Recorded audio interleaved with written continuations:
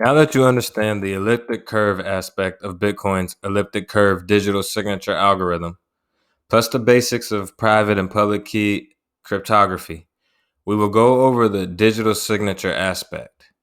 But to understand the digital signature aspect, we must first go over Bitcoin addresses. A key aspect to Bitcoin's digital signature verification and its ability to be sent and received is the usage of Bitcoin addresses. This is an example of a Bitcoin wallet. The private key, public key, and addresses are generally created using the software of a Bitcoin wallet, either on a phone or a computer. These wallets are programmed to do all of the elliptic curve math we previously went over. They also create keys, create addresses, allow you to create transactions, create digital signatures, and display balances associated with addresses. A Bitcoin wallet is like a cryptocurrency version of your Cash App or Venmo apps. And Bitcoin addresses are like your Cash App cash tag or Venmo username. Like a home or business address tells the mailman where to deliver mail, the Bitcoin address is the unique identifier to send coins to or receive coins with. But how exactly are Bitcoin addresses created? Bitcoin address is derived directly from the public key that was derived from the private key, as we have previously went over. It is not the same thing as the public key, but it is derived directly from it. The method of deriving the address from the public key is known as hashing. The address is a hash of the public key. It's important that you understand what hashing is because hashing is a critical part of the Bitcoin protocol.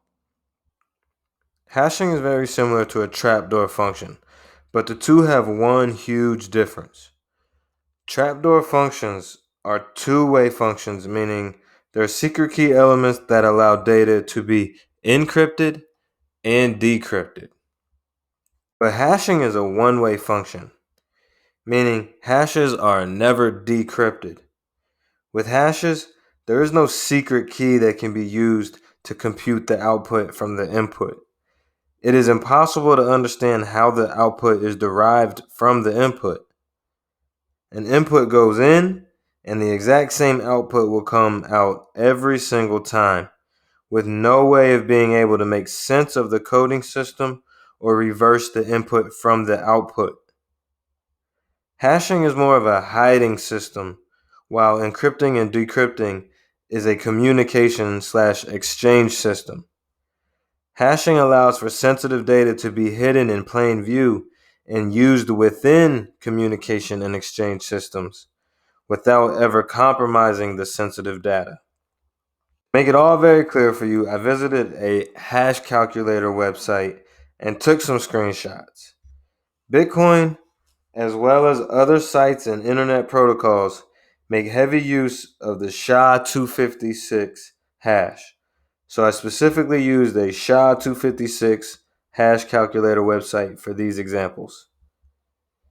The exercise is to plug in different words to show you how the hash output changes based on the specific input. The first phrase I used was taco with a capital T. I ended up with the hash shown here. 0232C blah blah blah blah blah. Every time I enter taco, spelled capital T, lowercase a, lowercase c, lowercase o, into a SHA-256 hasher, it will result with this exact hash every single time. You can test it for yourself if you like. You can go to this website here and try it out. Next, I tried taco, taco, taco, spelled like this. Each T being capitalized, no spaces. And it resulted with this specific hash. Then I did lowercase taco with an exclamation mark and ended up with this specific hash. Lastly, I just did plain lowercase taco and ended up with this specific hash. As you can see, there's no clear rhyme or reason for why these outputs are the products of the inputs. And as you can't see from these screenshots, but you can if you visit the website, every single time I enter this specific input, I got this specific output. When I entered lowercase taco, I got this. This taco, taco, taco results in this.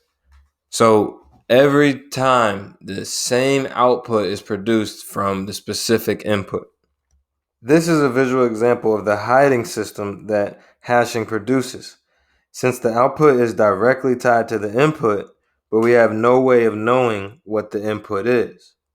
Assuming, of course, you couldn't see this. You couldn't see the data that I entered. If I only showed you this, you would have no way of knowing that I entered capital T lowercase Akko to get that. If I then showed you this, you would have no idea that I entered lowercase taco to get that. If I showed you this one, you would have no way of knowing I entered taco all lowercase with an exclamation mark. And again, if I showed you this, you would have no way of knowing that I entered taco, taco, taco. As mentioned, SHA-256 hashing and public key encryption is used all the time by browsers and websites to protect and secure online data. For example, online passwords are stored using this hashing system or a similar one. When you sign up for a new online service and create your password, it is not stored on the company server in the same format as you entered. If you entered taco, taco, taco as your password, it would be stored on the server in this hash output format. And every time you enter taco, taco, taco for your password, the same hash would be produced and verified against the hash that represents your password. If you enter a different password, a different hash will be produced, not matching the one on file, and the website script will not let you enter. Furthermore, if a hacker gained access to your password hash, he or she would have to brute force search, trial and error style, every possible combination of words and symbols until he or she luckily lands on your hash that represents your password. Just like the encryption, decryption examples we went over in the previous videos, that is feasibly impossible to do in a reasonable amount of time. So now getting back to Bitcoin addresses. The public key gets hashed twice. Once with SHA-256 and a second time with a different hashing algorithm called RIP EMD 160. So a Bitcoin address equals the SHA-256 hash of the public key, and then that hash is hashed using the RIP EMD 160 formula. Again, K is the public key and A is the Bitcoin address. There's also a checksum added to prevent human error, but for the sake of this lesson, the important part is understanding a Bitcoin address is primarily two hashes of the public key. This is important because Bitcoin addresses are public values that are posted online for every single Bitcoin transaction. This screenshot here is taken directly from blockchain.com's Bitcoin Explorer, which shows every single block, every single transaction that ever gets processed on the Bitcoin network. As you see, this is a summary of a transaction. And these are the hashes of the public key. So these are the addresses used within this transaction. By hashing the public key twice, it's virtually impossible to reverse engineer the address and arrive at the public key. And even if someone were able to arrive at the public key, it's then feasibly impossible for him or her to arrive at the private key. Remember all the elliptic curve math that we went over in the previous videos.